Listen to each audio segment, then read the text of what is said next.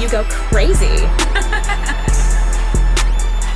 Друзья, всех приветствую! Сегодня в этом обзоре мы с вами рассмотрим новый ЦАП-предусилитель от компании Ayma стоимостью $89. И приходит он в довольно крупной по габаритам коробке с минималистичным оформлением, где на лицевой части здесь имеется изображение самого устройства, есть логотип компании и указано название этой модели D07. Ну а теперь давайте лучше рассмотрим комплектацию более подробно. ЦАП-предусилитель. Инструкция по использованию и настройке, гарантийная карточка, кабель 2 в 1 с USB-C на USB-C и USB-A, ну и оптический кабель. Этот ЦАП довольно небольшой, он был выполнен полностью из металла в темно-серебристой расцветке и весит он вполне солидные 400 грамм. Да и выглядит, как по мне, он очень хорошо и уже в какой-то степени узнаваемо для этого бренда. Ну а здесь у него располагаются 4 прорезиненные ножки для более надежной фиксации на поверхности, а на лицевой панели здесь мы видим логотип компании, название этой модели D07 и тут же рядом имеется индикация выбранного входа. USB, оптика, коаксиал.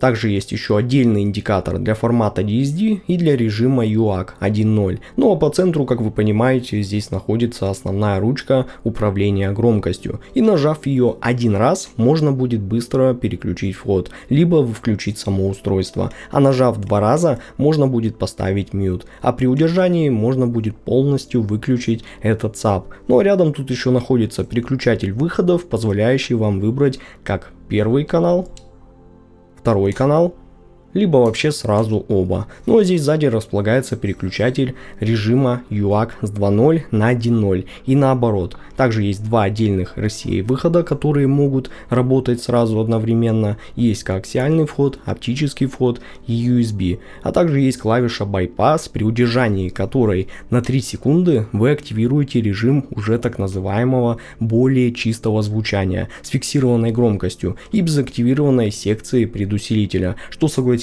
будет полезно для самых разных уже сценариев использования. Ну а если говорить про техническую часть, то здесь все выполнено на привычном для Ayma хорошем уровне, поскольку в качестве ЦАПа тут используется очень популярный чип AK4493SEQ, который дает нейтральное, честное и очень сбалансированное звучание. А в качестве операционного усилителя здесь используется NE5532P, и при желании его, конечно же, можно будет без проблем заменить на другие более серьезные варианты. Тут уж решайте сами. Ну а за работу по USB отвечает хорошо знакомый нам всем чип XMOS XU316. И по форматам здесь тоже все максимально хорошо, поскольку поддерживается PCM вплоть до 32 бит и 768 кГц, а также нативный DSD 512 и DOP 256. Так что каких-то ограничений в этом плане тут нету. Но при этом нужно учитывать, что при подключении через оптику или коаксиал частота дискретизации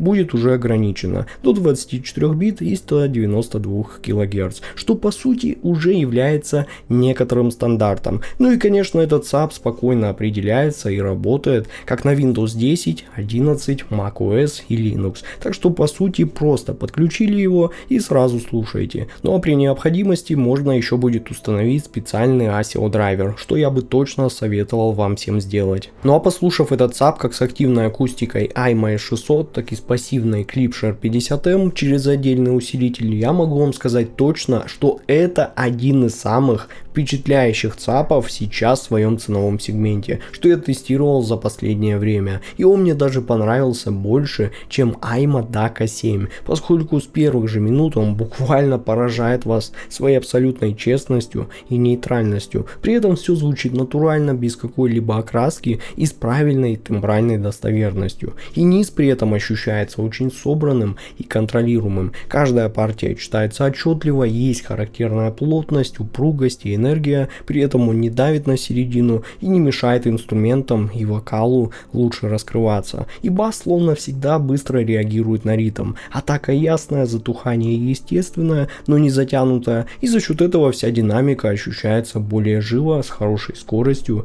и точностью. А вокал звучит очень естественно и правильно, и будь это дыхание, там нюансы интонаций, мельчайшие какие-то детали исполнения, все это очень хорошо слышно, и даже создается такое впечатление, что артист находится прямо перед тобой, а не где-то там далеко за колонками. При этом все инструменты не теряются где-то там на фоне, а как бы плавно взаимодействуют друг с другом, образуя уже такую более цельную и насыщенную картину, где все читается легко, но при этом с телом и характерным объемом. И в то же время высокие частоты прозрачные и детальные, тарелки, струнные, перкуссия звучат точно и четко, но без какой-то там резкости и аналитической сухости, как у некоторых ЦАПов на ESS. Здесь все подается плавно и естественно, и именно комфортно для слуха, что позволяет вам слушать музыку долго и вообще никак не утомляясь. Но больше всего здесь, конечно, впечатляет текстура и детализация, поскольку слышно абсолютно все, будь то это какие-то легкие переливы флейт, тихие перкуссионные детали на фоне, дыхание вокалиста или мельчайшие акценты инструментов. И все это ощущается именно как часть живого и музыкального звучания, широкой звуковой сценой и отличным разделением инструментов. Поэтому от прослушивания музыки, друзья, поверьте мне, было очень сложно мне оторваться. Ну и самое главное, что несмотря на цену, этот ЦАП ощущается как устройство куда более высокого класса, поскольку звук взрослый, честный, прозрачный, эмоциональный и детальный одновременно. И если сейчас вы ищете ЦАП, который позволит вам буквально